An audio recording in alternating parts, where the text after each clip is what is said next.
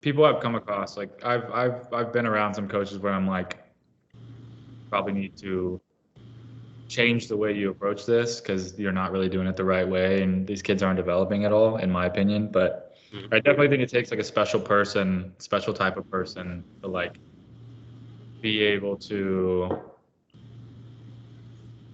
put up with kids that age, the younger kids. I mean, when you get to the older age groups and whatnot, like when you're dealing with 18, 19 and older, then yeah, you can just like do whatever. You can be you, and like obviously some situation where it works, some situation where it doesn't. But I don't know.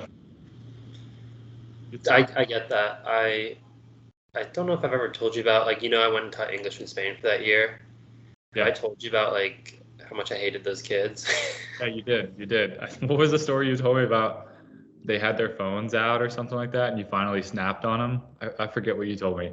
Gosh, I have a story on here that I don't want to repeat on the internet. So I'll leave that one out. But just in general, like, the younger kids were really annoying. Like, they just didn't take me seriously, which is like fair because why would you? Like, I wasn't a real teacher. Right. The school kind of screwed me over in that sense. They made me a real teacher when I was supposed to be an assistant. But yeah, I just threw some kids out of class a few times. It was actually mainly just one kid who was really annoying. And like I said, there's another story that I don't want to repeat on the internet, but I might have already told you about it. I'll tell you again later. You definitely told me about it, where the kids were like saying like totally inappropriate stuff. Well, that, yeah. One. No, it wasn't even that one. On Kahoot, they were like making their names like names of porn stars and things like that. And I was just like, oh my gosh, they were like 10 years old. I was like, what is going on right now? I feel like kids nowadays are like well past what we were when we were that age, as far as like not maturity. I feel like maturity is probably not the right word, but like exposure. Yeah, like they're exposed to so much, and like mentally they're like 10 going on 21. Yeah, no, I agree. Like, because every kid has a smartphone, they can find out a lot of stuff on that thing. True. Whether they mean to or not, they'll just find things. So yeah, it definitely wasn't like that when we were growing up. But dude, speaking of kids, I was watching the Tottenham. Not a good way to start a sentence. Oh man. All right, well, how about this? Let's just switch to soccer and then I'll go back to All right. So I was watching the Tottenham game this weekend. Yeah. And I really had never wished that Eden Hazard had played for my team more than in that moment. It's not because I wanted to unlock the defense or anything. It's because the ball boys were pissing me off, dude. I was so annoyed with the Brentford ball boys. They were just, it was super irrational, but I picked up on it early in the game that, when the ball goes out of bounds and the ball boys like toss back to the players. Yeah. The Brentford ball boys, they were just like slowly rolling the ball like. Oh yeah, you know what? Now that I think about it, I do remember seeing that. One of the ball girls, I guess it was a girl on the far side. There was one sequence where they were trying to go quick in transition, and she like. Yeah, I was like, dude, like give them the ball. Like, that was annoying me so much, and like obviously, I guess it's home field advantage there, but I picked up on it early in the game and I kept noticing it, so like I couldn't get it out of my head.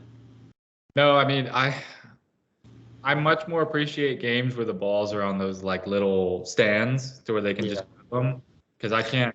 There's been too many times. I know you mentioned that you don't watch MLS a lot, but I was gonna say the MLS clip. A lot of these like American kids specifically like to put themselves into the game in some way, some form. So the amount of times I've seen like kids behind the stand area or like behind the boards hold on to the ball and like act like they can't find it when it just went over there. It's infuriating. But the thing of, go ahead. No, you. There was a Dynamo were playing St. Louis the other day. This is not ball boy situation, but this is kids being in the crowd. Guys going over to take a corner on live television, like it's like right there in front of you. Kid just goes mouths. He probably said it out pretty loud. I know what you're talking about. He goes, F you, flips the bird, and just right there on camera. Like it's just like these guys, And then his dad like tapped him and was like, "What are you doing?" How old was he? He was probably like 15, 16 years old. Jeez. But just the freedom, I guess they feel that they have. Like it goes back to that. I think it's Mike Tyson who said it. Hold on, I think someone's here. But anyways, that was fast. I don't know what were we talking about. I think just MLS ball boys and kids Oh being yeah, wild. I was gonna say something about Tottenham. So I mean, obviously I watched the game. I watched like the first 60 minutes and I listened to the last 30 because I had to drive for scrimmage on Sunday. And talk about unlocking defenses. You say you don't want Hazard because he doesn't want to unlock defenses. But I was thinking of the perfect player that is reasonable if they could get in to an Ange type style, and he likes these types of players to begin with, and it just fits Mitoma right.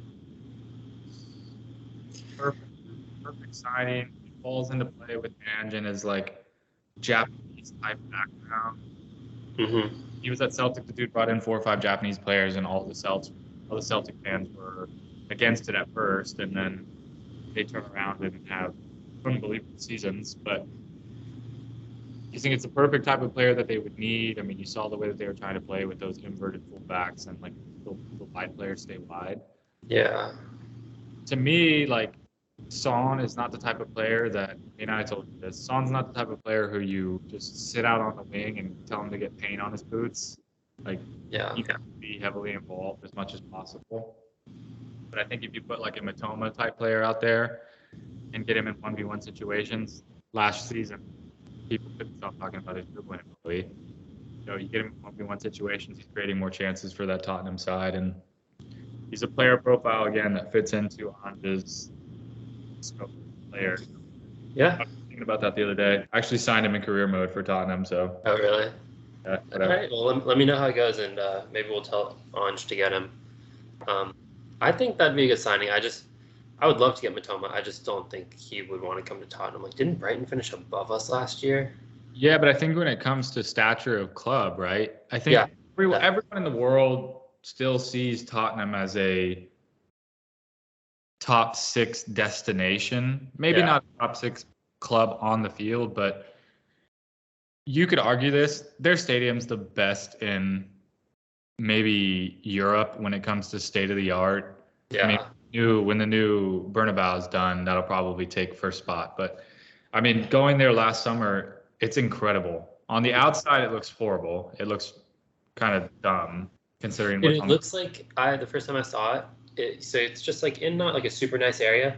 Yep. It looks like an alien spaceship just landed right in the middle of this tiny town. It's the weirdest thing ever. Pretty much. I mean, the stores and stuff on the outside are just like you said, it looks like a pretty normal London type area, but then the stadium is, once you go inside, it's unbelievable. I will say their concession stand choices are a little bit short of what I would expect. Oh. When we went, they ran out of almost everything and like had sausage rolls and candy left. That's it. Love sausage rolls though. Did you get one? I got one. Yeah, I got one because I was hungry, and I think I got like some M&Ms or something. I don't even remember. How much did it cost? I think someone got it for me. I stayed up. I was feeling so sick on that game day. I woke up that morning and felt good. We were leaving St. George's and driving into London to go to the Tottenham game. What a day, by the way. But you wake up and it's funny looking back at it now because you know who was in the hotel with us? Yeah. Al Hilal, the Saudi Arabian team. Oh, really? And now looking back on it, that could have been like Neymar's there and all these other European-based players. Who else signed for Al Hilal? I don't even know. But it's crazy. Like looking back on it now, it's crazy. But yeah, we get there, game starts, or I'm on the bus, game's about to start. We're almost there. Start feeling sick. Sitting up in the bleachers, like we were all the way up there too. Yeah. And I'm like, maybe it's because we're so far away from the field, and like I'm just like too high up. I don't know. COVID. Oh, you had COVID? COVID. Oh, jeez, dude. So I was a super spreader. Yeah, we shouldn't realize it. Wait, I didn't know. I will say I didn't know. did you find out when you got back to America? I found out when I got back to the US. Yeah. I woke up the day of my flight and I was like, oh no. I wore a mask all day. I did all the precautionary things I had to do. Wearing a mask on an 11-hour flight, by the way, is not ideal. I'm not anti-vax or anything like that, but wearing a mask for that Anyway, long, you get sweaty and it's a long flight and I was bad. It was bad. Yeah. Got back in bed for like 4 days. So. Classic. Anyways. Well, I guess back to Matoma. Just sidetracked. Yeah, I don't know. What were we saying about Matoma? We were saying would he sign for Tottenham? Yeah, Tottenham's a bigger club than Brighton. That's what we were saying, and I just feel like he would go elsewhere before he came here. But I would love to get him at Tottenham. But that's the thing, like a type of player like that, where else is he gonna go? Like United doesn't. Liverpool. But Liverpool. They have Luis Diaz and. Yeah, they've got Salah. They've got Darwin Nunez. Yeah.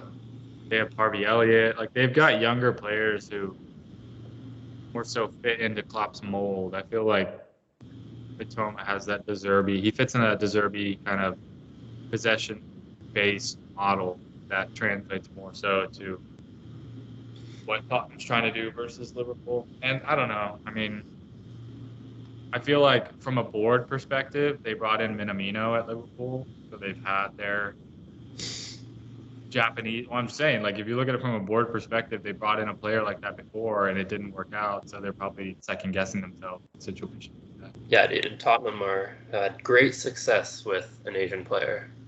Yep, Heung-min Son. Yeah. Yeah, dude. It's so funny when teams go on their preseason tours, and you just see like what player they're like milking. You know what I mean? Like Tottenham for the past 5 years has always gone to Asia, just milking Son. Yeah. Chelsea's always going to America for Pulisic. Like I feel like all these teams have one guy from one of those regions. They're like, oh, that's where we're going. Except for Real Madrid and Cristiano Ronaldo. Oh, like for Portugal? No, but did you hear about that? How like from 20 something to like 2018, Real Madrid didn't come to the U.S. Because Ronaldo didn't want to? No, because remember Ronaldo had those cases. Oh, I did not know that was a thing. Jeez. And if he stepped foot in the U.S., he probably would have been like arrested or something like that. Oh, that's crazy. But dang. Yeah, well, I guess. But now they've been coming to Madrid for a few or to America for a few years now, right? Right, because Ronaldo's no longer on the squad. Dude, what's up? Is Neymar out of Europe?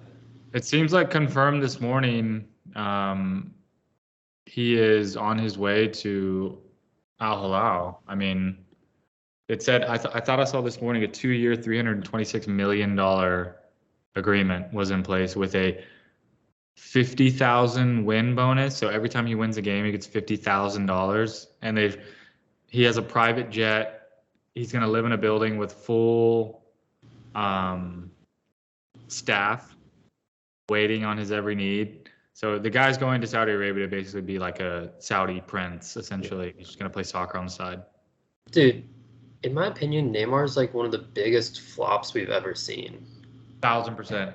1,000%, I totally agree with you. Like I love Neymar. I think he's so fun to watch. He's so talented, but he pisses me off because he's just like wasted his whole career. Yeah, I mean, you look at when he was at Santos, like the guy was the next Brazilian. And he did light the world up. Everyone knew about him. I mean, if you had FIFA, you had him on your team. Like he was everywhere. Mm-hmm. The young kid with the crazy mohawk and a nose strip. Mm-hmm. But he makes that move to Barca, and that MSN connection was arguably the best of all time. That was a crazy team. Like he had some great years at Barcelona, but after that, like that move to PSG just seems like it was motivated by money and ego, and like I just don't take you seriously if you go in the prime of your career to the French league. Like Messi did at the end of his career. Messi and Ronaldo stayed in the top leagues their whole careers, basically. You know what I mean? Like I was just very disappointed when he went and did that. No, I'm with you. I'm definitely with you. I think that move was definitely backwards. Like, I mean, like you said, it was motivated by money, and Neymar seems like his whole career has been kind of motivated for the wrong reasons. I mean, obviously, being from the outside looking in, you can say whatever you want. You don't really know how he goes day to day, how he lives his day to day life, and why he did it per se. But I definitely agree with the fact that you had these rumors every other year that he's headed to Chelsea, he's headed to United, and like from a footballing standpoint, from a fan's perspective, you would have wanted to see it the same way we wanted to see Messi in the Premier League. Like, you want to see those teams test themselves against the highest level of competition. I know some people may not think that's true, but I think we can all agree that the Premier League is, from top to bottom, the most competitive league in the world. Obviously, you've got Champions League, and PSG came up against some Prem sides at some point, I'm sure. I don't know their exact fixture list over the past few years, but definitely underachieved if they ever did. And now going off to Saudi Arabia for a couple of years, you're never going to see him other than a couple of Twitter clips that are going to come up. The same way Ronaldo is, I guess, going on into the twilight of his career, winning the boot. And I don't necessarily hold it against him. I'm like not like pissed like that he went for money. Like I'm like, live your life, like do what you want. If you want to go to PSG for money or whatever, you want to go to Saudi Arabia for money, like honestly go for it. Like that's fine. I'm just like, I'm not mad. I'm disappointed. You know what I mean? Like I'm just disappointed that he could have been so much more, and he didn't really seem to like take his opportunity. He kind of went for the easy way, the money way. But everyone's got to live their life. Maybe that's what was best for him and his family. Yeah, I mean, I think 10 years, 15 years down the line, we'll look back and we'll think about what could have been. I mean, you look at his success that he had with Barcelona, you look at his success as a youngster in Brazil, early days PSG, he definitely had them going in the right direction. That never materialized. Like with the personnel they had on their squad, if you went by based off name, they probably should have at least one Champions League under their belt. But even with the national team, like you have to think, had he pushed himself just a bit more in maybe a more competitive league, does that team achieve more? Yes, he dealt with injury. It seemed like every single big tournament, the dude's getting hurt. Maybe it's due to his play style. But anyways, I definitely am with you as far as disappointment when it comes to players putting themselves in the best positions. But then you also have to consider agents are involved too, and they get a lump sum of the fee. So are they pushing players one direction? We've seen so many players like not fall that way. And the fact that Neymar did, like he could have done whatever he wanted. Like he ultimately is the one making the choices. And if he wanted to play at the top level, he would have, that's my opinion. Yeah. I mean, I think you're right. I mean, you look at, as far as a tier system is concerned, you look at him on a little bit below Ronaldo and Messi, and Messi wanted to go to PSG. He went to PSG. Ronaldo wanted to come back to United. He went back to United. So it's like, yeah, I think you're probably right that they do have a little bit more pull than people think they have. Because I know a lot of excuses is always like, well, the agent was probably pushing this move and trying to sell it to the family, or these guys, for some reason, these guys who you always end up disappointed with have their family members as their agents. Or representation of some sort. And I think this just goes down to, you can't always have family in your business dealings, because it's going to lead to selfishness and people trying to get their own versus looking for your best interest. So it'll definitely be interesting to see how it goes in Saudi Arabia. I mean, they're bringing in good players, so it's going to be a competitive league. You'd have to think if those players are there to play or if they're just there to cash checks. And then I think one thing that they're doing that I think differs from the Chinese league, well, one, they have a infinite pit of money. First off, the Chinese kind of threw money right away and they didn't really have any plan for it. Saudis have just an infinite pit of money, but then they're also bringing in like top managers as well. So you'd have to think that the play on the field is going to get a little bit better. So most recent is Roberto Mancini. He's leaving his post at Italy, and he's going to, I don't know what club, but he's going to Saudi Arabia for like 40 million a season or something like that. Yeah. But they're bringing in good managers, so you'd have to think at some point the league would benefit from it, not the big time players that are coming, but the Saudis themselves, like the players that are playing in the Saudi league that are also national team players and stuff like that. Mm-hmm. You'd have to think that the system within Saudi Arabia would develop at some point and be more of a competitor on the world stage. I mean, hey, they made the World Cup and they beat Argentina, so Yeah. I also feel like just the Saudi League might be more successful because culturally it'll be easier. Like it's a little bit more Western than like the Chinese culture. Like it'll be easier for like Americans and Europeans to transition to the Saudi League than it would to transition to the Chinese League. You know what I mean? for sure. I think also just like culture wise, but also the foundation was there, having success on the international stage. I mean, people are hosting the World Cup in the Middle East. what? Like Hosting the a Middle East hosted a World Cup. Yeah. But I just think past experiences, like people knew about Saudi Arabian football. No one really knew about Chinese football. Like I'm Yeah. pretty sure most of the Chinese population probably don't even watch their own league. I mean, a majority of them are probably, I mean, that's again, you mentioned how these Premier League teams go to Asia on trips because these Asian countries, most of them follow the Premier League. So I think following the World Cup, the Saudis kind of striked gold right at the right moment because there was so much traction going their way, and then you put the money on top of it. It's going to lead to success. But as far as national team is concerned, I've been wanting to ask you about this. It's definitely a hot topic in our neck of the woods, but Berhalter 2.0. Season 2, episode 1 of Berhalter coming up here in a few months. How do we feel? I mean, I could go on and on and on, but I'm curious. How do we feel about the appointment? How do we feel about the process that they went through to get there and this so-called plan they had that Berhalter literally drew up himself? So of course he's the perfect candidate to fit that mold. But yeah, like the metrics that they were comparing Berhalter against were Berhalter's own metrics or whatever. Right. Yeah, so I'm not super familiar with everything that went on, but just from my perspective, I don't hate Berhalter. Like, I don't think he's the worst thing in the world. Like, some people are very like adamantly against him, and I'm not like that. I'm not that pressed about it. I think he's fine, but the issue is like we should be striving for more than fine. You know what I mean? Like, we have a very talented group of players. And I mean, from what I've heard, they seem to like him. Like Pulisic has like spoken out on his behalf, which he didn't necessarily have to do. So, I mean, if he has the support of the players, I mean, that's very good. But I just think we could be doing better than Berhalter. And I've heard a lot about the process they went to get him and things to do with money and the women's national team, that sort of stuff. I'm not super familiar with that. So do you know about that sort of stuff? I mean, people definitely spoke, like Charlie Davies, I think it was the champions, whatever, CONCACAF Champions Cup, whatever they call that tournament. He did mention the equal pay thing and how the U.S. can't turn around and bring in Pep Guardiola and give him 20 million because they're not going to do the same for the women's side. I think there might be a little bit of substance to that, but I don't think that's really a big reason as to why. Because I think if the U.S. Soccer Federation really wanted to, they would bring in a top manager, and if they wanted to do it on the women's side, they'd go and do the same thing.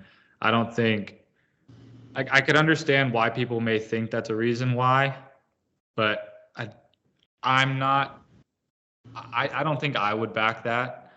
I think the main reason is all these rumors of these top international coaches and top club coaches potentially being interested in because the players are good and of a higher level. I don't think that was true. I think that was them trying to stir up a little bit of like, hey, look at me type thing. I think Berhalter was the option the whole time. I think they were looking for some of this controversy to blow over a little bit, and then it would allow them to swoop in and hire him. I think that's why you see when they hired him, the timing of it all and how it got leaked at the time, but there was a game, they're playing Mexico. Like it's so weird. It was weird timing. Obviously, they probably didn't plan on it being leaked out, but it got leaked for some reason at that time. Hmm. I think the big thing you mentioned, players seem to like him. Maybe, but then you also look at how he's dealt with players who talked down on him, and he's blackballed them out of the squad. You look at Brooks, you look at a Gio Reyna in a way, you look at Scally, another one. You look at Pepe didn't really talk down on him, but maybe behind the scenes he didn't agree with the system that they were playing, and maybe there's some behind the scenes stuff that we don't know about. So you have to kind of look at it and say, well, why are these guys constantly coming out and backing the manager? Like, obviously there's questions being asked, and it's not abnormal for players to come out and support the manager, but it just feels like it happens more frequently than not. You had Weah come out, Pulisic came out, a few other guys. It's just interesting because on one hand, you love that they back him, as he seems like he's a good players manager, and he may not be the tactical genius that he wants to be. But then on the other hand, you have to ask, well, why are they backing him? Like, what is he doing that they enjoy so much? Because from a results perspective, they're not really doing any better than any previous managers have done. Like, they didn't progress past the round of 16. They had success in CONCACAF, but they should be having success in CONCACAF. Yeah, that's true. Like we finally, like we have, like pretty much completed our cycle of dominance over Mexico. But that also says a lot about Mexico. They're at a pretty low point. We're kind of on the up. So that, like you said, doesn't tell the whole story. But I think the results have been, you can't complain about them. You know, they've been solid. How many? We've won like 3 or 4 trophies in the past like 2 or 3 years. Like that's impressive. You look at it, and our only real competition is Mexico. Yeah, no, you're right. Like it's it's laughable, CONCACAF's quality. Like, I know, right, and I know like Jamaica's getting better, but like that's not who we should be measuring ourselves against. Exactly. Like we should be able to go into El Salvador and beat them every time. It shouldn't be a question. It should be how much are we beating them by? Yeah, people will talk about like, oh, the conditions and the CONCACAF refs and like tactics and things like that. But it's like, it doesn't matter. We should be beating them on a muddy pitch in humidity and any weather. Like we're much better. It's the European teams that we need to be like comparing ourselves with. England is going into these smaller countries and they're beating them 6-7, 8-0, and it's not even a question. And yeah, no one even talks about, oh, Latvia are going to play dirty tactics or it's a muddy pitch or anything like that. But in America, it's like a huge thing. It's like, oh, we're going to Guatemala. They're going to be doing this and that. It's like, doesn't matter. We have Pulisic, Weah, and Reyna. Like, we should be taking care of this. No problem. The majority of our squad is in a top 5 league. And I don't know. Again, like I said, I could go on and on and on about the Federation and the decisions that they make and how they seem to take the easy way out. But my biggest disappointment, I wasn't necessarily disappointed with going out of the round of 16. Like the Dutch were a solid team. I was just disappointed with how we went out. Like stupid mistakes on those goals. Pulisic missing that chance very early. Like it's just disappointing. We could have done better. It's a different game if he puts that ball in. I said it then, I'll say it now. Yeah, 100%. I think looking back on that game, if we actually went back and broke it down, the goals that they did score, Netherlands, were highly preventable. I mean, you look preventable. We're just not marking. Right. And you look at the one before half. First off, there's a guy on the field who should have never been on the field, Jesus Ferreira. Should have never touched the pitch in that game. You see him in CONCACAF games. He's obviously scoring against these small countries, but he should be. Like, he's not lighting the MLS on fire by any means. He's having good seasons, but he's not 30, 35 goals a year type guy. So why is he playing in a round of 16 in his first World Cup appearance when he couldn't even see the field in group play? But you look at the goal that we conceded before half. I know this is an old topic, but the guy drops back to receive a throw-in his own defensive third, loses the ball, switches off, doesn't track the runner, goal. Did I have to admit, I think I'm to blame for that goal for the most part. Yeah. I jinxed it. I said, okay, half over, I'm going to the bathroom. And when I was in the bathroom, they scored. So but I really think I have to hold up my hand and say that was me. These are the things as a fan that you have to understand. I know. I can't tell you. Mistake from me. Well, I can't tell you the number of games where I haven't moved. I haven't I haven't taken a breath for 15 minutes because I felt as though if I do something in this situation, this game can get flipped on its head. Gonna throw off the balance of the universe. Exactly. And people just don't understand how much of a sway we have as viewers and That's how much the players can really feel our energy and influence through the screens of our TV. I just people don't get it. They really don't get it.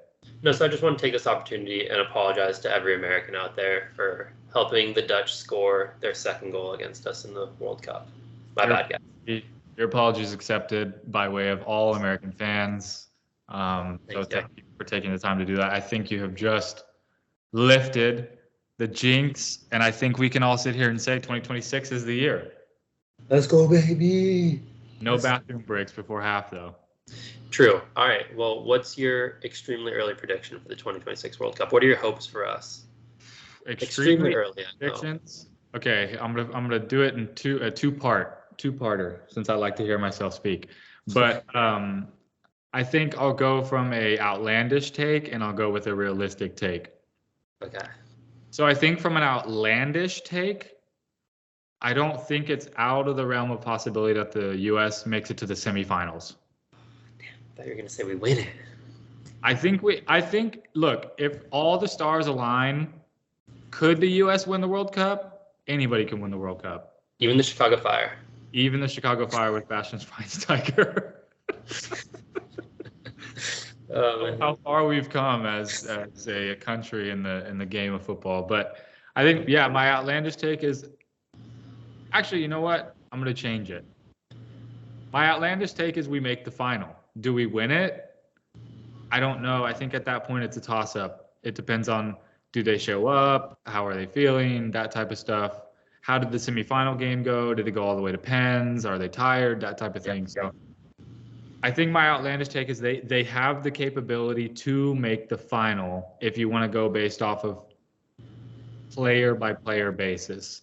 And you also have to look at how does the bracket line up? Who do they meet? Who do they play along the way? Because there could be a situation where a Mexico makes it to the quarterfinal, which would never happen because they never make it past the round of 16. No era penal. In a crazy world, they make the quarterfinal. U.S. is playing a familiar foe in the quarterfinal, and the next thing you know, they're in the semis. True. So it definitely could happen. They were a handball away from doing it in 2002 against Germany. That's great. That team was definitely not as good as the team now. So I think it's within the realm of possibility. I think my realistic take is they win the group, seeing as I don't know if they're going to go with this 3-team group that they're talking about and changing the rules and whatever, but I think they can win the group. I think they can progress to the quarters, and then after that, anything can happen. Yeah. If they don't make it past the round of 16 in 2026, something's wrong. Yeah, 100%. We should have progressed to that point by 2026 and home soil. But like we said, who knows? Like anything could happen. Like we could have our 2 best players injured at the start of the tournament. Right. Exactly. We could get a group of death. We could have a horrible VAR call go against us. Like anything could happen. Yeah. But I agree with you. We should be aiming for at least the quarterfinals. Oh, okay, back on 2022 World Cup then. Who did you have a prediction who you thought would win? Just out of curiosity. I think everyone thought Argentina was probably going to win. I think everyone thought this was probably the year. I mean, you saw FIFA, they did their simulation, and for some reason that's never wrong. I don't understand. That's so weird. I didn't predict Argentina. That was my hope. Like I wanted them to win so badly if the US couldn't win, but I was pretty sure Brazil was going to win it. I forget who I had. I think I did like a bracket type thing for my mom, and it was entirely wrong. It was horrible. As always, I mean, you try to take these long shot predictions, a la UMBC beating Virginia in the NCAA tournament, stuff like that. Yeah. Sometimes you're right, like I was that time, and sometimes you're wrong. But most of the time you're wrong. Most of the time you're wrong. If I look back, I think I had Belgium going way further, and I think it was like a Belgium versus Germany final potentially. I may have had. Bad. Looking back, that's bad. bad. But I also had England not making it out of the group because I thought Iran. I want to say I had U.S. and Iran, and I thought Iran was like the Turkey of the World Cup. Yeah. People kept talking about how they're a dark horse team and they may be able to pull something out, and then they go and get destroyed. They didn't finish bottom though, right? No, Wales finished bottom. Wales finished bottom, but the way they played against England was nowhere close to what anybody expected, I think. Wales or Iran? Iran. Did they play well against England? I can't even remember. No, they got destroyed. England like played them off the field. Like yeah, but same with Wales. England destroyed Wales too. We're the only team that they didn't destroy. Which goes in line with with my thing that I tell pretty much everybody is the American mindset when you approach games is, and you do it at the youth club level too, and you've probably heard your parents say it to you after a game, you've probably heard your coaches say it to you at halftime, the American mindset of playing down to the level you're up against. Too many times the U.S. come up against these teams like Iran and Wales, and nothing against those types of teams, but we are better than them. And we should be beating them, but they have a tendency to play down to their level. Mm-hmm. And when we play these European powerhouses, I guess you could say, your Englands, your Netherlands, your whatever, they go toe-to-toe with them, and sometimes the ball just doesn't bounce their way. Yeah. Dang. Oh, all right. You mind if I switch topics real quick? Go for it. Let's try to get... What'd you say? I said let's try to get back on this topic train, whatever. Oh, yeah. No, I just, this is something I was thinking about the other day, and I wanted to hear your opinion on it. What's your opinion on, like, loyalty in football? Like, loyalty, like, for fans to the team, or mostly players to their club? Like, what's your opinion? I remember when I first became a fan, I was really big on, like, oh, like, I can't believe this player wants to leave us for that team. Like, where's the loyalty, all that sort of stuff. But that's when I was, like, younger. I don't necessarily feel that way anymore. Like, what's your opinion? That's tough because I feel like there's almost no loyalty at all. It's almost just a situation where when a player stays at a club for 10 to 12 years, it's just because the situation is best for them at that time. Although you do have to look at it from where do they start, because you have guys who come through academy systems and you have guys who have been at clubs for forever, and that loyalty comes into play. I don't think the type of loyalty that we had 10, 15 years ago is a thing anymore, like Gerrard and Totti and those types of players who wouldn't have left for all the money in the world. But I don't know, it's a tough topic, because these players at the end of the day, when they're done playing and they can't provide anything to the club anymore, club doesn't really care. Okay, that's kind of my point that I've realized is, like, fans will talk about, like, if a player is, like, flirting with another club, they're like, oh, like, where's your loyalty, blah, blah, all this sort of stuff. Like, just, like, you think you're better than the club, like, all this sort of stuff. And, like, so when the player gets better than the club, like, and they are thinking about leaving, all these fans are like, oh, my gosh, no loyalty, blah, blah, blah. But I'm like, the complete opposite situation where you think that your club is better than a player. Like, how I'm with Sanchez, I'm like, I don't think Sanchez is good enough. Like, get him out of here. Like, where's my loyalty to him, you know? And that goes for all football fans. Anytime there's a player who you don't think is good enough for your club, you, like, get rid of him. You have no loyalty to him. When the player is too good for the club and they think about going elsewhere, you, like, think they're Judas, you know? Well, like Robin Van Persie when he left for United to go win trophies. The dude stayed. You want to talk about loyalty? The dude stayed at Arsenal through thick and thin, did everything he could to get them back to their once glory that they had when he was younger. And then he finally turns around and he's like, you know what? I've done what I can. I'm going to go to a title contending side. And everyone turned around. And although he did all this stuff for Arsenal, he goes to Emirates and gets booed the entire time. Yeah. No, yeah. Like, just because he wants to move to a better club. But like I said, it's the complete opposite. If a player, their form dips, people are like, no, like, fans have no loyalty to the player. If a player's form goes down or anything, they're like, get rid of him, he sucks, like just boo him, all that sort of stuff. And I don't know, I just thought that was interesting how fans really only see it one way. The player has to be loyal to the club, but they don't have to be loyal to the players. Right. It's always no player is bigger than the club. You always hear fans talking about that. And yeah, I mean, you turn around and you look at roles being reversed. Mm-hmm. Fans have no loyalty to the players. Well, the player is always going to be made to be the bad guy because it's the easy way out. Mm-hmm. So, I mean, Lukaku at Chelsea.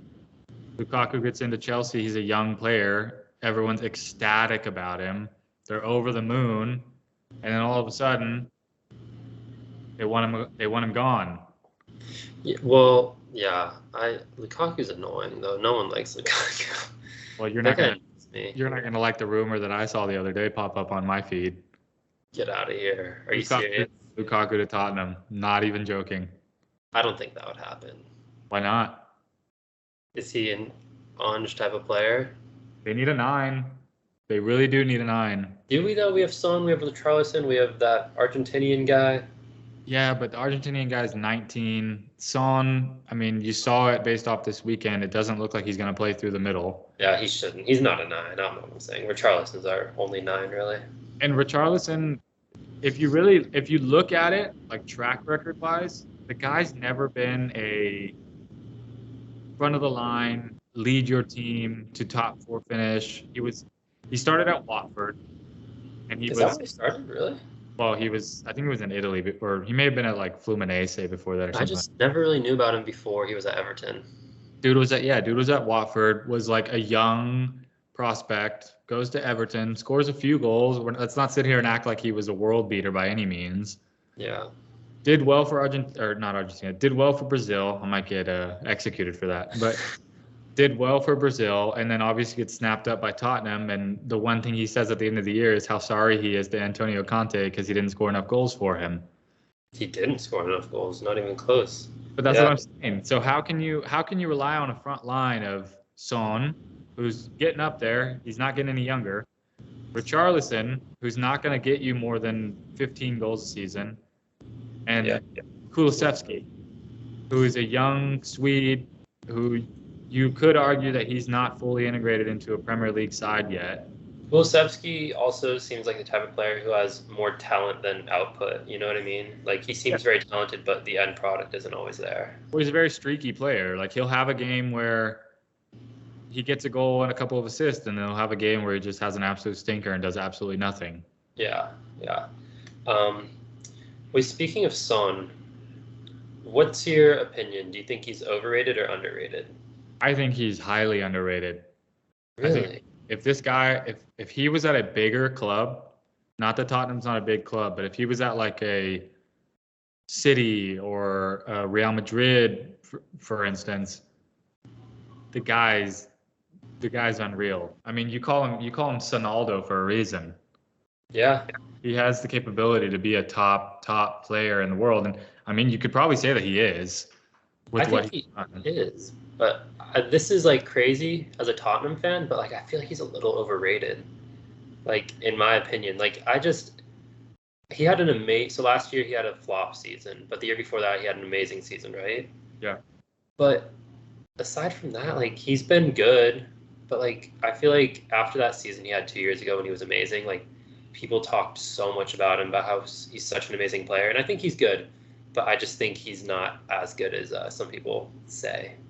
Personally, I think he got a lot of help from Harry Kane. Like, that partnership was very good, and Kane got a lot of help from him too. But I don't know. Maybe this is a horrible take from me, but I just don't think I think he's a great player, but I think he's a little overrated. I definitely think it's a hot take. You could also say that maybe he's just a system player. Maybe he fits into that. He fit more into that Mourinho counter-attacking style. I think he fit better into a counter-attacking team. Well, but that's how he plays with South Korea too. They hunker down. Mm-hmm. I think that fits him well. He's so quick, and he can hit teams on the counter, and he's a great finisher. He's got a great shot on him, but I just think he pisses me off. He's a little slow. We were talking about the game yesterday. They were playing a bit slow, and like, he's one of the worst for that. He'll just take so many touches on the ball and not get it off his foot, and I'm like, dude, just pass the ball and move, like, But Yeah, so I just wanted to get your opinion on Son, but still love him. Captain of my club, so my loyalty is to him. Yeah, he's not going anywhere anytime soon. Well, I say that, and he'll be gone in a couple of weeks. Fingers crossed. Dude, so what is it? Is it Harry Kane or is it Tottenham? What's the curse here? Because he went to Bayern, first day there, they win everything, and first day there, they don't win the trophy. So was it him all along? Not only did they not win the trophy, they lost 3-0. Yeah, to like They Freiburg something. It was Leipzig Oh, like Leipzig. Oh, so they lost to a good side, Danny Olmo with a hat trick, but oh wow, they still got skunked 3-0. Jeez. Harry Kane, he didn't play more than 30 minutes or so, and the guy doesn't even speak the language, so you have to think there's a bit of a barrier there. But dude, everyone in Germany speaks English. Just it's the way it is. Right. Usually, yeah, you could. No, sorry, that was just me jumping in because it was something that I'm still annoyed about from my time in Germany. Because I went to Germany trying to practice my German, and every time I'd go somewhere, I'd speak a little German, and they could tell I was from America, and they just switch right into English, and I'd be like, "All right, guys, like don't even give me a shot here." So sorry, that's what that was. No, but I mean, definitely on the field, I don't think he'll have as many problems as people think. Although, in a playing situation, you got to wonder, do these guys go back to their roots and just speak German because it's easier for them? Yeah. So, and then from a media perspective too, it's got to be a bit tough. But I mean, time will tell. Dude, Harry Kane low-key sounds like he's speaking German sometimes when he speaks English. Harry Kane sounds like he's speaking a otherworldly language that we've never heard before. New tongue, yeah. Yeah. So, I mean, time will tell. Tottenham with a decent result on the weekend, a 2-2 draw with Brentford, who's they're a top half club. Those are the games that just don't lose, basically. You're not losing any points, you're fine, because they'll turn it around. They'll start picking it up as they get more experience within the new gaffer, as they would say. And then as they get a few more players in that fit their mold, I think they'll be good to go. Like you have Tapsoba, who's a rumored center back that they're looking to bring in. I think if they can get him, Romero, who might be out next week with concussion, and that new Van de Ven kid, that back line could potentially be shored up, because I think that's definitely their biggest downfall. You saw how they fell apart when Romero went off the pitch, and they weren't doing very well when he was on the pitch either. So Van de Ven was a little, and our keeper, they were both a little sketchy, but they were Premier League debuts, so like that's understandable. But I was always a little worried when either of them got on the ball. But I mean, it's to be expected, right? Young guys, Premier League debut, don't really know what to expect. You'd have to hope that they'll be able to grow into the situation, but you never know. I'm gonna pause. Piss break. All right, I'm gonna get some water. Let's see. Let's see what. Maybe we can hit a few of these topics. Yeah. No, we probably should wrap up before too long, but let's. What do we got? I need to add more stuff. Hazard for Tottenham.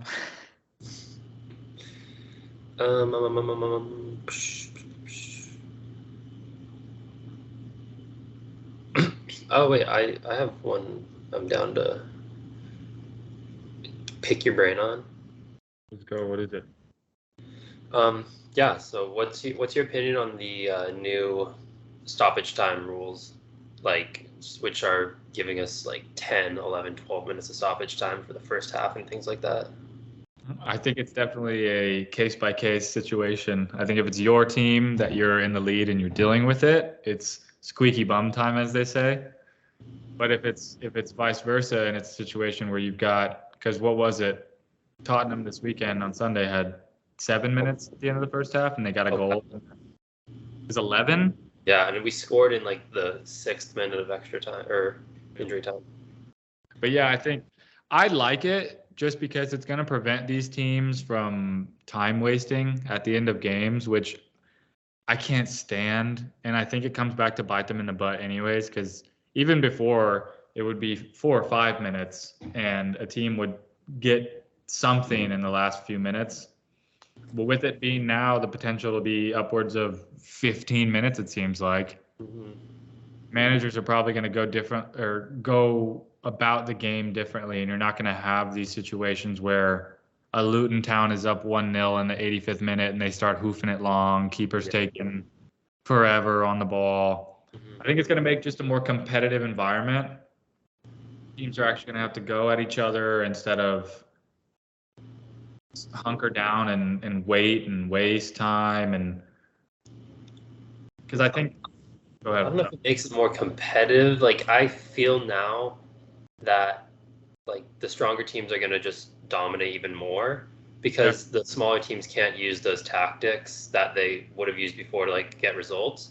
And I'm not like upset about it because I want to see more of the game, and I'm not a huge fan. I don't like time wasting and things like that. But I do just think like you're going to see less upsets in the league because these smaller teams won't be able to use the dark arts, as they say. Could be, but you could also be in a situation where they still do it and you're sitting there watching a 2-hour game.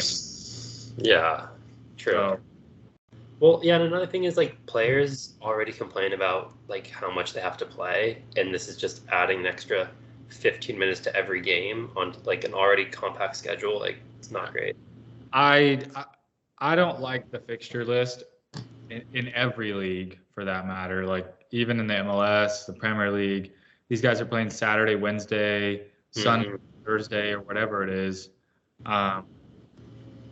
There's too many games. I mean, from a viewer standpoint, I love it because there's a game every other day, it seems like, and you can always have something on in the background. You're watching something, but from a play perspective and what you want to see on the field, you already saw the number of injuries, the number of ACL tears this past weekend. Like Timber's already out, Eder Militao's out, Courtois out. Like these are. Can we just get rid of the Carabao Cup? Like, does anyone need that? Right. Like, that's so unnecessary. Yeah, we need the FA Cup, we need the Premier League, the Champions League, but like, do we need the Conference League? Like, I like it because it gives smaller teams like West Ham like a chance to compete in Europe. So I like it for that reason, but I don't know. It's just adding more and more games onto a like congested schedule. Well, there was apparently, I brought this up with an older Englishman, and he brought up there was a tournament back in the day called like the Champions Cup or something like that. Wait, no. Oh, fuck. Wait, I feel like I know what you're talking about. Yeah, and it wasn't that far off from what the Conference League is. And he talked about how it did give some of these smaller clubs that are still in that big club type of thing, but it gave them an opportunity to win a trophy. So you're looking at a club like West Ham, although they didn't do anything with it. They sold Declan Rice, they win a trophy, fans are on their side, and they signed James Ward-Prowse. So, I mean... Dude, I'm like, I need to Google this right now because like, I know... Like the Cup or something like that? The Intertoto Cup? Or no? The Cup Winners' Cup? Cup Winners' Cup. That's what it is. Cup Winners' Cup. So if you won like the FA Cup, or like the Copa del Rey, you got to play in this tournament. Yeah, something like that, right? So, I mean, it's not the Conference League. It's definitely not the Conference League. It's a lot bigger of a tournament, but... Yeah. I mean, it'll be interesting to see how things progress because you talk about there being too many games with the way that they're making the Club World Cup now. I don't know if you've seen this, but they're going to make it like a tournament type platform where there's 64 teams or whatever. And it's going to be an actual World Cup with club teams. Yeah, that just added more and more features. Well, that's going to add like 6 to 8 more games for every team. So travel and just the wear and tear on the body. Yeah. It's only gonna you'd have to think it's only going to lead to more injuries, which is going to lead to seeing some of your favorite players on the field less. Yeah. And then in turn lead to lower level of play, maybe because guys don't want to get hurt. All right. Well, this reminds me of another important topic. What's your opinion on the Arsene Wenger's 2-year World Cup proposition? I hate it. Yeah, same. I hate it. I think the aura that surrounds the World Cup is that 4-year cycle, just because you have to wait so long for it. So You don't want Christmas every day. right, and it makes it well worth it when you're waking up at 3 in the morning or whatever when the tournament is elsewhere, and it's just, oh, I do this every 4 years. And then if you turn around and you're like, oh, I do this every 2 years, then it sounds more like, well, why am I doing this? Yeah. Like, no, it's exactly that.